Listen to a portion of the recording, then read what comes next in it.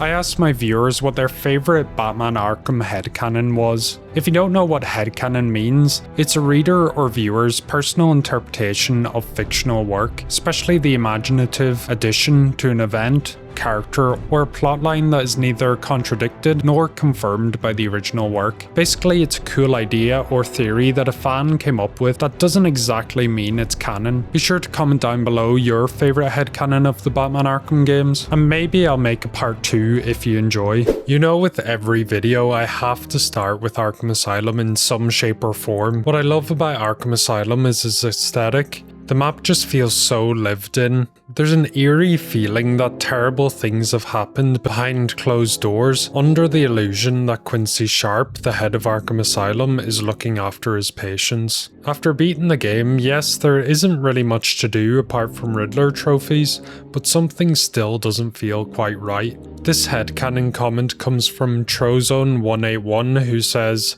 Hugo Strange was watching Batman in Arkham Asylum. It makes sense as Strange came to Quincy Sharp in the asylum, seemingly during the events of Arkham Asylum or before, and due to the eerie feeling of being watched at the end of the game, this is actually Strange watching you on the monitors. This is a really fun one, and it does make a lot of sense. Strange has been working with Sharp for a number of years, and if you didn't know, we see this in issue 1 of Batman Arkham City's prequel comic, where Strange tells Sharp that he's been a psychiatrist for so many years, and the way that Strange talks down to Sharp definitely seems like Strange has a firm grip on him. I wouldn't be surprised if Strange was able to convince Sharp to give him access to the security cameras if he was told it was for an experiment. We can see, even though that the guards on the island have either been killed or gone into hiding, that the cameras still work and will track Batman while he's moving, even after defeating Joker.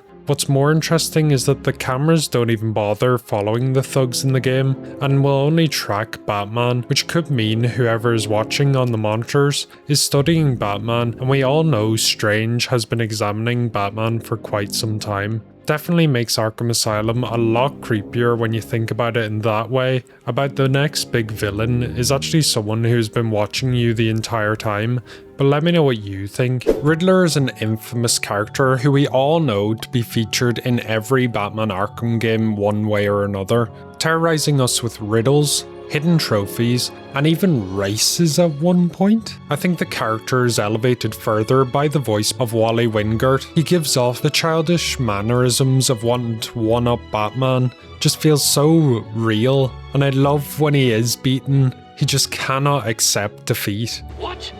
You did it? You must have cheated.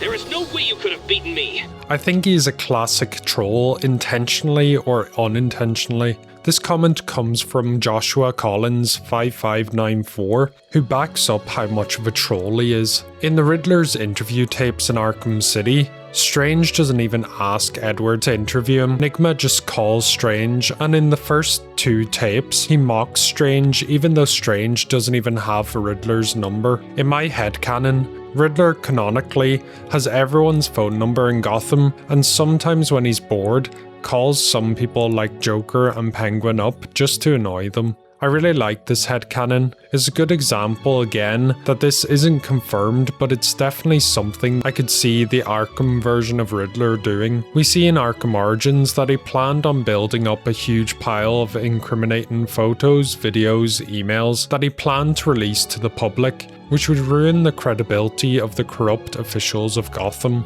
So I'm sure that Riddler has a huge database on each criminal, most likely including their phone numbers, hideouts, and what they're currently up to. As Batman keeps beating Riddler at any opportunity, I'm sure that he goes for easier targets at some point and picks people who wouldn't be able to answer his riddles, which he could mock them for. So basically Riddler is an OG rage baiter. The next headcanon, which I think must be the most popular headcanon in the entire franchise, and one of the big questions that I asked when I first played Origins all the way back in 2013, how did Batman have the grapnel boost all the way back in Origins, when in City it is quoted as being a prototype? This question is answered by BugPlanet8840, who says, the reason Batman has the grapnel accelerator during Origins Origins is because his suit is heavier and bulkier, thus he can withstand the boost, but can't go as far. Between Shadow and Asylum, he switches to a lighter yet weaker suit and has to reinvent his whole grapnel system. Flash forward to City, and he is a prototype grapnel boost, which can carry him the same distance as before, without the extra G-force taking a toll on him. And during night he uses the exact same powered boost, but when he upgrades his suit to version 8.03, he can withstand the G-force and go even faster than before, due to the suit being lighter and stronger than any of his previous suits. I think this is the best headcanon in the way that it slots quite comfortably in the canon. It makes sense that Warner Bros. Montreal would want to add the grapnel gun into Origins, as the map is way bigger than City, so traversal without the grapnel gun would probably make the game feel like it's dragged out, and WB probably thought that the grapnel boost wouldn't make too much sense, but putting gameplay over lore is probably more important in the long run. In Arkham City, Alfred does mention that it's not ready for field deployment, it's still in the prototype phase. I think I need the grapnel boost. But Mr. Fox told you it's not yet ready for field deployment. It's still in the prototype stage. I've done enough training. I'm ready. Now I feel like this could still mean that the one we were given in Arkham City can be a prototype, similar to how the PlayStation 5 had prototypes, even though there were previous generations of the PlayStation. So maybe this is like a Mark II of the grapnel boost in its prototype phase, and that the Mark I version was damaged before the events of the game. Maybe the suicide bombing at the Mayor's Hall explosion in the prequel comics damaged the grapnel boost while Batman was trying to get away from the blast, and when Bruce requested Lucius to make a new one, Lucius decided to upgrade it. Now obviously this does get a bit messy with Arkham Asylum involved, but overall it's probably the best theory out of all the Batman Arkham games.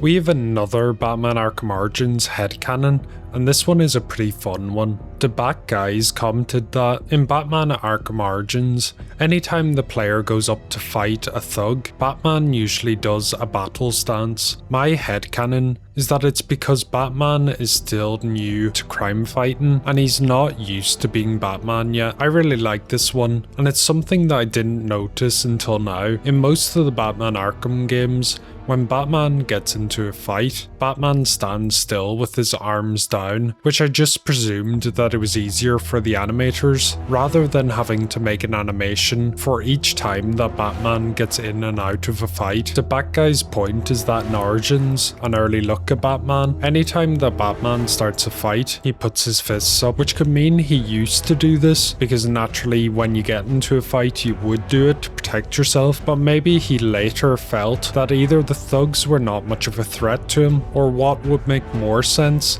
is that he wants to make them fearful, and Batman standing still before a fight definitely would be more creepy in my opinion. The only issue is that in Batman Arkham Origins Blackgate, the spin-off game, didn't have this animation when getting into a fight, which is only 3 months after the events of Batman Arkham Origins, meaning that Bruce either came up with the idea not long in between the two games, or what I assume is that Armature Studios just didn't bother or didn't see the need of adding it. Overall though, I think this is brilliant headcanon, and something that definitely would make sense in the lore. I think we can all agree that Batman Arkham Knight is graphically a masterpiece, especially how it released in 2015. It's insane that a game can look this good with gameplay at its most fluid and responsive as it ever has been. But the one problem that the majority of Batman Arkham fans have mixed feelings on is the story. In my personal opinion, I'm very 50-50 on it. I personally love Arkham Knight's open world,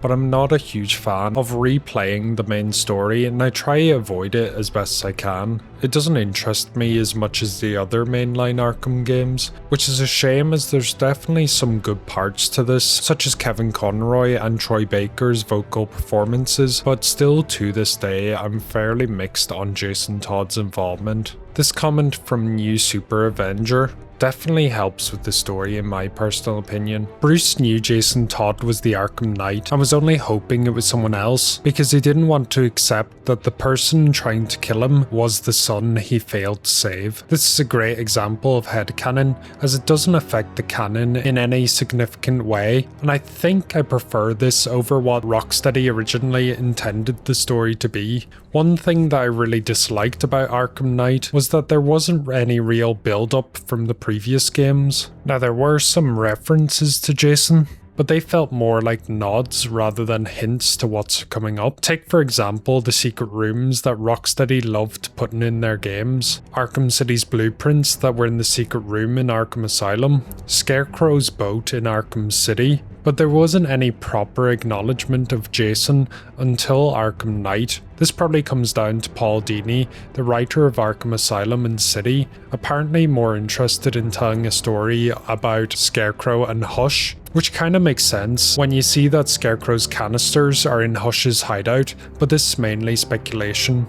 I do love the idea of Batman in the back of his mind, knowing it was Jason but cannot confirm it. It definitely would make Batman fight with his emotions knowing he failed Jason, and also would probably have the crippling guilt of Jason's apparent death. It definitely was a very hard task of adding Jason Todd so late into the franchise, and having him be one of the main villains, but I think this headcanon definitely helps improve the overall story of Arkham Knight. Black Mask, probably one of the most disrespected characters in the Batman Arkham franchise, from barely being involved in City, then what looked like to be Black Mask to be the main villain of Origins, to being replaced by Joker, then given a reskinned side mission, then apparently being killed by Jason Todd. But what if that wasn't Black Mask's death? And what if that wasn't even Black Mask? Here is the headcanon from PizzaGamer378, who says that, I think Black Mask didn't die, and the one in the Red Hood DLC was just a decoy. This is another really popular theory, and I'm surprised no one else commented this also. In the Red Hood story pack, Jason Todd is after Black Mask, and after gaining intel from his men,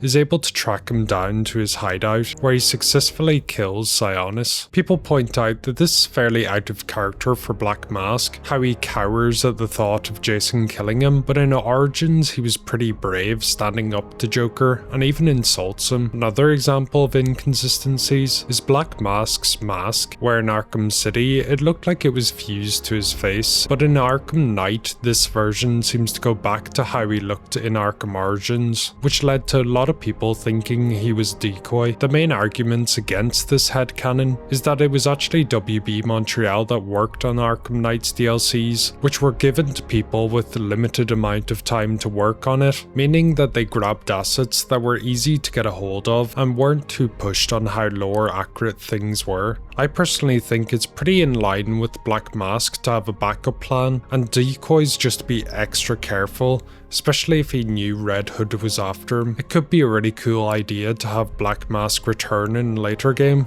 but let me know what you think. If you enjoyed the video, be sure to like and subscribe, comment down below if you agree or disagree with these takes, and also give me your own headcanon that you personally like. That's all for now. My name is Foe, and Slam.